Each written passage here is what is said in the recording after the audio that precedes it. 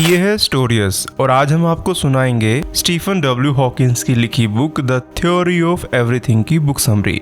Curious लोगों के दिमाग में बहुत सारे क्वेश्चन आते हैं, जैसे कि इस ब्रह्मांड से पहले क्या था, ये धरती कैसे जन्मी और कैसे हमारा सौरमंडल बना। अगर कभी आप खुले आसमान के नीचे सोए होंगे तो आपके दिमाग में ये सवाल भी आया होगा कि इतने सारे तारे जिन्हें गिनना भी बहुत मुश्किल है, उनका यूनिवर्स में क्या रोल है। Writer and scientist Stephen W Hawkins ने बहुत सारी बुक्स लिखी हैं, लेकिन उनकी ये बुक बहुत स्पेशल है। एक्चुअल में ये बुक कोई प्लान करके लिखी हुई बुक नहीं है, ये हॉकिंस के लेक्चर्स का कलेक्शन है जिन्हें 7 चैप्टर्स में डिवाइड किया गया है। जहां फर्स्ट चैप्टर में बिग बैंग से ब्लैक होल्स तक की हिस्ट्री को एक्सप्लेन किया है। एक तरह से ये चैप्टर यूनिवर्स की हिस्ट्री की भी हिस्ट्री को समझाता है। वहीं दूसरी तरफ सेकंड चैप्टर आइंस्टाइन और न्यूटन की थ्योरी को एक्सप्लेन करता है कि यूनिवर्स अभी भी एक्सपेंड कर रहा है या स्टैटिक है। 10 या 20 बिलियन ईयर्स के बीच में यूनिवर्स इनफाइनाइट हुआ होगा जब बिग बैंग स्टार्ट हुआ था।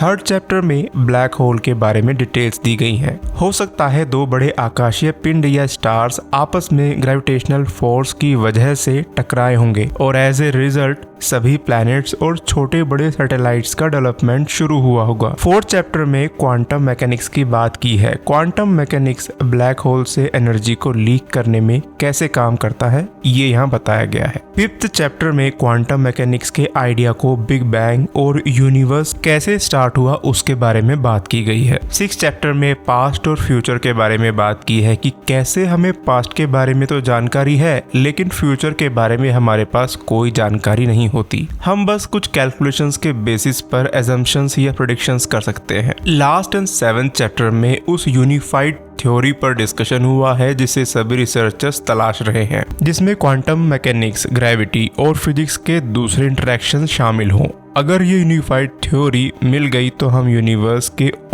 यूनिवर्स में अपनी पोजीशंस के सीक्रेट को समझ सकते हैं। बहुत पहले 340 BC एरिस्टोटल ने अपनी बुक ऑन दी हेवेंस में अर्थ के राउंड होने की पॉसिबिलिटी बताई थी। उन्होंने ये बताया था कि चंद्र ग्रहण अर्थ के सन और मून के बीच में आने से होता है और मून पर पड़ने वाली धरती की छाया राउंड दिखती है। अगर अर्थ प्लेट की तरह चपटी होती तो मून पर पड़ने वाली अर्थ की शैडो अंडाकार होती। दूसरा, ग्रीक्स ये जानते थे कि जब वो ट्रेवल करते थे तब पोल स्टार साउथ में नीचे के साइड दिखाई देता है, जबकि नॉर्थ में ऊपर की तरफ दिखाई देता है। पोल स्टार की पोजीशन का इजिप्ट और ग्रीस में डिफरेंस होने से एरिस्टोटल ने अर्थ की अराउंड डिस्टेंस का एस्टिमेशन भी 400,000 स्टेडिया निकाला, जो कि करंट एक्सेप्टेड फिगर 24,901 माइल्स से दुगुना था। स्टेडिया ग्रीक में लेंथ नापने की यूनिट थी। एरिस्टोटल का मानना था कि अर्थ स्टैटिक है और बाकी सभी प्लैनेट्स, सन, मून उसके चारों ओर चक्कर लगाते हैं। पुराने टाइम में अर्थ को यूनिवर्स का सेंटर माना जाता था। टॉलेमी ने 1st सेंचुरी AD में इन थॉट्स पर काम किया। उन्होंने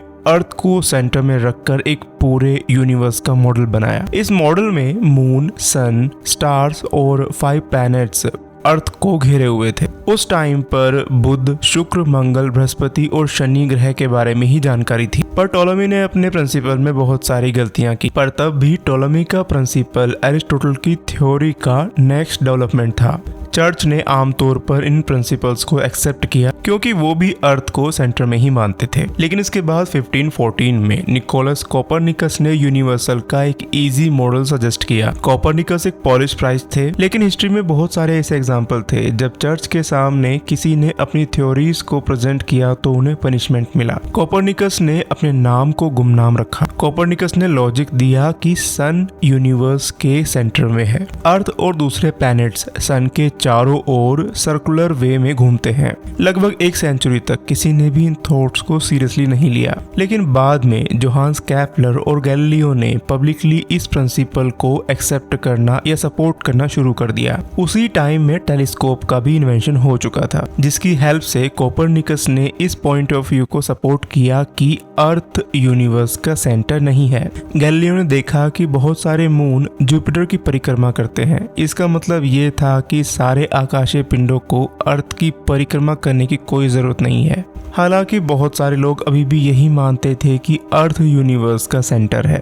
1687 में न्यूटन ने mathematical principles of natural philosophy को पब्लिश किया। इस बुक में न्यूटन ने एक प्रिंसिपल बताया कि कैसे यूनिवर्सल बॉडीज स्पेस और टाइम में मूव करते हैं। इस प्रिंसिपल ने यूनिवर्सल ग्रेविटी के एक नए थॉट को भी समझाया। न्यूटन ने यह बताया कि यूनिवर्स में हर आकाशीय पिंड दूसरे पिंड को अट्रैक्ट करता है। न्यूटन ने यह भी दिखाया कि ग्रेविटी की वजह से मून अर्थ के चारों ओर एक ओवल शेप के पाथ पर मतलब एलिप्स पाथ पर घूमता है। इसी तरह सन के चारों तरफ हमारी अर्थ और बाकी प्लैनेट्स ग्रेविटेशनल फोर्स की वजह से घूमते हैं, लेकिन इनका पाथ सर्कुलर ना होकर अंडाकार होता है। 20th सेंचुरी से पहले ये माना जाता था कि यूनिवर्स स्टैटिक है। हालांकि कई स्कॉलर्स ने इनफाइनाइट और स्टैटिक यूनिवर्स की पॉसिबिलिटी पर क्वेश्चन किया था। अब बात करेंगे एक्सपैंडिंग यूनिवर्स की और बहुत सारी गैलेक्सीज की। हमारा सन और उसके आसपास के सभी स्टार्स एक गैलेक्सी का हिस्सा हैं, जिसे हम मिल्की वे कहते हैं।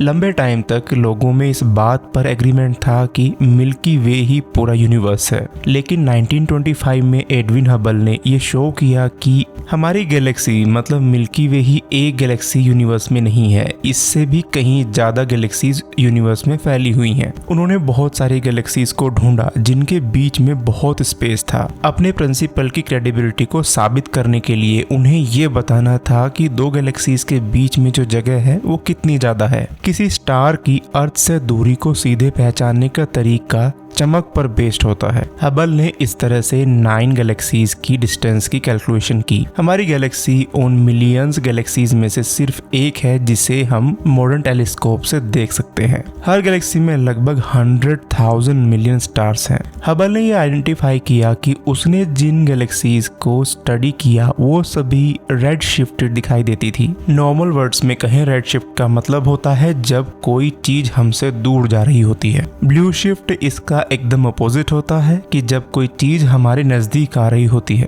हबल ने जब गैलेक्सीज के बीच में रेड शिफ्टेड स्पेक्ट्रम को देखा तो उन्होंने जाना कि गैलेक्सीज एक दूसरे से दूर जा रही हैं। इस थ्योरी पर अलेक्जेंडर फ्राइडमैन ने अपना रिसर्च किया। फ्राइडमैन ने यह बताया कि यूनिवर्स इतना स्लो स्पीड से फैल रहा है कि अलग अलग गैलेक्सीज के बीच में ग्रेविटेशनल फोर्स यूनिवर्स के एक्सपेंशन को स्लो कर रही है। इसके रिजल्ट ये भी हो सकते हैं कि इन फ्यूचर ये एक्सपेंशन रुक सकता है। फिर यूनिवर्स के सिकुड़ने पर गैलेक्सीज एक दूसरे की ओर बढ़ना शुरू कर देंगी। लेकिन इसका उल्टा भी हो सकता है, जैसे कि जब एक रॉकेट धरती से लॉन्च होता है और वो यूनिवर्स में जाता है तो धरती की ग्रेविटेशनल फोर्स एक लिमिट तक ही उस रॉकेट को अपनी तरफ खींचने की कोशिश करती है। लेकिन जब रॉकेट धरती की सीमा से एकदम बाहर निकल जाता है तब धरती के ग्रेविटेशनल फोर्स का कोई कंट्रोल नहीं रहता। ऐसा ही कुछ यूनिवर्स के एक्सपेंशन के साथ हो सकता है। अगर गैलेक्सीज अपना ग्रेविटेशनल कंट्रोल खो दें तो ये एक्सपेंशन हमेशा के लिए चलता रह सकता है।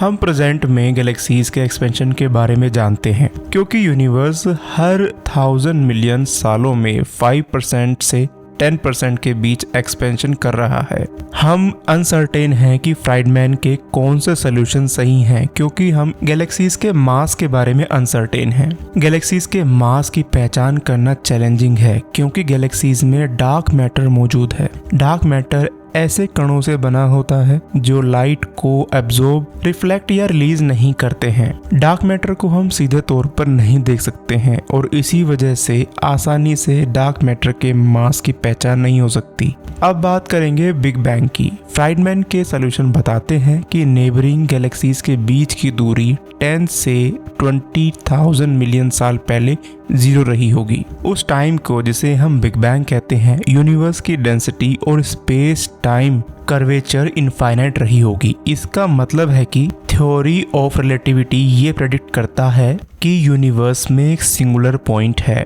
यूनिवर्स में एक सिंगुलर पॉइंट के साथ प्रॉब्लम ये है कि ये बाइबल के पॉइंट ऑफ व्यू को सपोर्ट करता है। इसलिए चर्च ने बिग बैंग को एक डिवाइन इंटरफेरेंस के रूप में एक्सेप्ट किया था। इस तरह से बिग बैंग कंक्लूजन से बचने के कई एफर्ट किए गए। इसका ऑल्टरनेट था स्टेडी स्टेट थ्योरी जो बिग बैंग की कंपटीशन में आई थ्योरी थी। स्टेडी स्टेट थ्योरी में ये बताया गया था और ये लॉजिक दिया गया था कि गैलेक्सीज एक दूसरे से दूर जाती हैं, हालांकि बीच के स्पेस में नई गैलेक्सीज बन रही होती हैं और ये गैलेक्सीज बनती हैं एक नए मैटर से। इसलिए यूनिवर्स हर टाइम और यूनिवर्स में सभी पॉइंट्स पर लगभग एक जैसा दिखता है। अब बात करेंगे the concept of black holes. Black hole काफी मॉडर्न वर्ड है, इसे 1969 में जॉन व्हीलर ने दिया था। ये एक ऐसा कंसेप्ट है जो 200 साल पुराना है। 2 सेंचुरीज पहले लाइट के 2 प्रिंसिपल्स थे। एक प्रिंसिपल बिलीव करता था कि लाइट पार्टिकल से मिलकर बनी है और दूसरा प्रिंसिपल ये बिलीव करता था कि लाइट वेव से मिलकर बनी है। इन रियलिटी दोनों ही प्रिंसिपल सही हैं। पार्टिकल प्रिंसिपल में बिलीव करने वालों ने लॉजिक दिया कि इससे स्टार्स के बारे में हमारी समझ डेवलप हो सकती है। उन्हें लगा कि स्टार्स इतने बड़े हैं और इतने आपस में नजदीक हैं कि उनका ग्रेविटेशनल फोर्स स्टार की सरफेस से निकलने वाले किसी भी लाइट को पीछे खींच लेता है। हो सकता है कि स्टार इतनी दूर तक लाइट ना रिलीज करे कि हम उसे देख सकें, लेकिन फिर भी हम उसके ग्रेविटेशनल खिंचाव को महसूस कर सकते हैं। आज हम इन तारों को ब्लैक होल के नाम से जानते हैं। अब बात करते हैं एक स्टार के लाइफ साइकिल के बारे में। ब्लैक होल के डेवलपमेंट को समझने के लिए हमें एक स्टार की लाइफ को समझना होगा। स्टार्स तब बनते हैं जब ग्रेविटेशनल फोर्स की वजह से बहुत ज्यादा हाइड्रोजन अपने आप में सिमट जाती है। बहुत ज्यादा सिमटने की वजह से गैस आपस में बार बार टकराती है। जैसे जैसे गैस ज्यादा स्पीड से चलती है वो और गर्म होती जाती है। जब स्टार्स एक स्पेसिफिक टेम्परेचर पर पहुंच जाते हैं तो हाइड्रोजन एटम्स एक दूसरे से टकराना बंद कर देते हैं, जिससे हीलियम एटम बनते हैं। किसी स्टार की गर्मी ही उसे चमकाती है और वो तब तक जलता रहता है जब तक कि उसका फ्यूल यानी हाइड्रोजन खत्म नहीं हो जाती। एक स्टार में जितनी ज्यादा हाइड्रोजन होती है वो उतनी ही जल्दी खत्म होता है। ऐसा स्टार के साइज की वजह से होता है, जिससे ग्रेविटेशनल फोर्स को बैलेंस करने के लिए उसे ज्यादा गर्मी की जरूरत होती है। हमारे सन में शायद अगले 5000 मिलियन साल या उससे ज्यादा टाइम के लिए इनफ एनर्जी है। अब बात करेंगे चंद्रशेखर लिमिट के बारे में। Indian American astrophysicist Subrahmanyan Chandrasekhar ने थ्योरी ऑफ रिलेटिविटी के प्रिंसिपल का यूज करके दिखाया कि कैसे स्टार के पार्टिकल्स की स्पीड में डिफरेंस लिमिटेड है। पार्टिकल्स लाइट की स्पीड से ज्यादा तेज नहीं चल सकते। चंद्रशेखर की इस थ्योरी के लिए ही उन्हें 1983 में नोबेल प्राइज मिला था। जैसे जैसे स्टार सिकुड़ता है उसकी सरफेस पर ग्रेविटेशनल एरिया मजबूत होता चला जाता है। इस वजह से स्टार से लाइट का बाहर निकलना मुश्किल हो जाता है। अब हम बात करेंगे हॉकिंग की डिस्कवरीज के बारे में। रोजर पेनरोज और हॉकिंस ने 1965 और 1970 के बीच में जो काम किया उससे पता चला कि according to general relativity black hole के अंदर सिंगुलैरिटी ऑफ इनफाइनाइट डेंसिटी होनी चाहिए। 1980 के डेकेड में वेटिकन ने हॉकिंग को यूनिवर्सल साइंस पर एक कॉन्फ्रेंस में इनवाइट किया। कैथोलिक चर्च ने गैलीलियो को चुप कराने से सीखा था कि उन्हें साइंटिफिक डिस्कवरीज को रोकना नहीं चाहिए। इसलिए उन्होंने डिसाइड किया कि यूनिवर्सल साइंस पर एडवाइस देने के लिए कई स्पेशलिस्ट को इनवाइट करना एक बेहतर तरीका होगा। पॉप ने स्टीफन हॉकिंग से कहा कि इसके बावजूद उन्हें बिग बैंग की स्टडी नहीं करनी चाहिए। पॉप बिग बैंग को यूनिवर्स के एक मूवमेंट के रूप में देखते थे। वैसे इस रिक्वेस्ट को नहीं सुना गया। अब बात करते हैं हॉट बिग बैंग मॉडल। ये मॉडल मानता है कि फ्रीडमैन का मॉडल यूनिवर्स को एक्सप्लेन करता है। यूनिवर्स फैल रहा है जिससे मैटर और रेडिएशन का टेम्परेचर कम हो रहा है। टेम्परेचर पार्टिकल्स की एवरेज एनर्जी का मेजरमेंट है, इसलिए हाई टेम्परेचर पर पार्टिकल इतनी तेजी से चलते हैं कि वे एक दूसरे को अट्रैक्ट नहीं करते। फिर भी जैसे ही वो ठंडे होते हैं पार्टिकल्स आपस में चिपकना शुरू कर देते हैं। बिग बैंग तब हुआ जब यूनिवर्स की कोई शेप नहीं थी, जिसका मतलब ये है कि इनफाइनाइट गर्म रहा होगा। जैसे जैसे यूनिवर्स का एक्सपेंशन हुआ रेडिएशन का टेम्परेचर कम होता गया। इसके बावजूद बिग बैंग लगभग 10,000 मिलियन डिग्री पर हुआ होगा। ये हाइड्रोजन बॉम्ब एक्सप्लोजन का टेम्परेचर है। दुनिया में फोटोन, इलेक्ट्रॉन, न्यूट्रॉन, प्रोटॉन बनते गए और यूनिवर्स का एक्सपेंशन जारी रहा और साथ ही साथ टेम्परेचर भी गिरता रहा। अब ये थ्योरी ऑफ एवरीथिंग प्रिंसिपल है क्या? अगर हम एक पूरे प्रिंसिपल खोज लेते हैं तो टाइम के साथ सभी लोगों को ये प्रिंसिपल समझ में आ जाने चाहिए, ना कि बस कुछ साइंटिस्ट को। तब पूरे वर्ल्ड से लोग इस तरह के डिस्कशंस में पार्टिसिपेट कर सकते हैं कि यूनिवर्स क्यों मौजूद है। अगर हम इसका आंसर पा लेते हैं तो ये ह्यूमन लॉजिक की आखिरी जीत होगी, क्योंकि तब हम ईश्वर के मन को जान पाएंगे। फिजिक्स ने काफी हद तक हमारे यूनिवर्स की स्टार्टिंग को एक्सप्लेन किया है, पर ये प्रिंसिपल्स काफी लिमिटेड हैं। ये बहुत सारे फैक्टर्स को इग्नोर कर देते हैं। यूनिवर्सल साइंस और फिजिक्स का एम दुनिया का एक कंप्लीट सपोर्टिव प्रिंसिपल खोजना है। स्टीफन हॉकिंस इसे फिजिक्स का वननेस होना कहते हैं। आइंस्टाइन ने अपने बाद के ज्यादातर सालों में इस वननेस प्रिंसिपल की खोज में ही बिताए थे। अब हम oneness point of view develop करने के लिए आइंस्टाइन का कंपैरिजन में कहीं ज्यादा स्ट्रॉन्ग कंडीशन में है। स्टीफन हॉकिंस को ये उम्मीद थी कि लोग एक दिन इसे कंप्लीट वननेस प्रिंसिपल को भी खोज लेंगे। क्वांटम फिजिक्स पर हमारे प्रेजेंट थॉट्स ने हमें यूनिवर्स के कंप्लीट सीक्रेट्स को रिवील करने के लिए तैयार किया है। स्टीफन हॉकिंस की ये बुक यूनिवर्स के स्टार्टिंग पॉइंट को समझाने के लिए बेहतरीन तरीके से काम करती है। अगर आप इस बुक को पढ़ना चाहते हैं तो आप इसे ऑनलाइन ऑर्डर भी कर सकते हैं। ऑनलाइन बुक का लिंक आपको डिस्क्रिप्शन में मिल जाएगा।